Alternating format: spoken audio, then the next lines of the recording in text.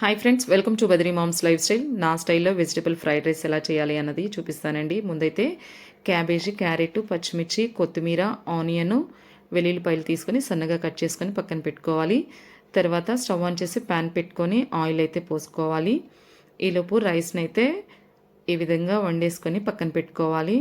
ఇప్పుడు oil heat ఎక్కగానే వెల్లుల్లి రెబ్బలను అయితే వేసుకొని ఈ విధంగా కొంచెంసేపు ఫ్రై చేసుకోవాలి. తర్వాత సన్నగా కట్ చేసి పెట్టుకున్న పచ్చిమిర్చిని కూడా వేసుకొని ఫ్రై చేసుకోవాలి. తర్వాత ఆనియన్స్ని కూడా వేసుకొని మరీ ఎక్కువసేపు అయితే ఫ్రై చేయని అవసరం లేదండి. తర్వాత క్యారెట్, క్యాబేజీ కూడా వేసుకొని ఒకసారి ఈ విధంగా కలుపుకోవాలి.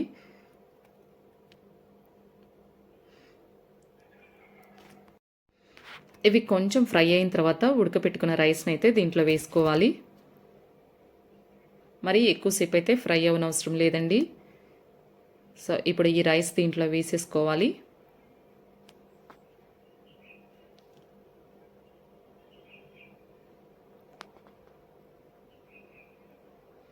రైస్ వేసిన తర్వాత ఈ విధంగా కలుపుకోవాలి.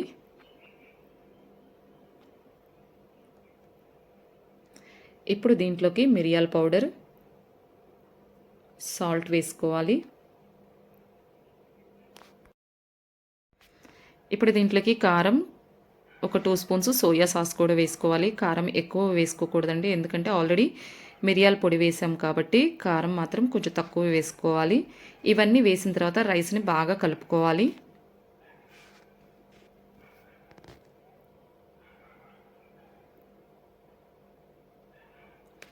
ఇప్పుడు దీని మీద అయితే కొత్తిమీర అయితే చల్లుకోవాలి.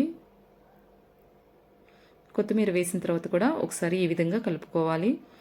ఇలా కలిపిన తర్వాత మూత పెట్టేసి ఒక 5 మినిట్స్ అయితే మగ్గనివ్వాలి.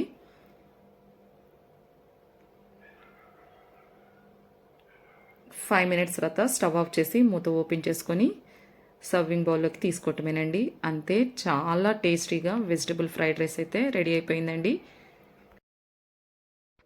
ఇలా ఫ్రైడ్ రైస్ చేసి పెట్టండి, బయటది కూడా ఎప్పుడూ అడగరండి, అంత టేస్టీగా ఉంటుంది. పిల్లలకు కనుక ఇలా చేసి పెట్టారనుకోండి, వాళ్ళు కూడా చాలా ఇష్టంగా తింటారు.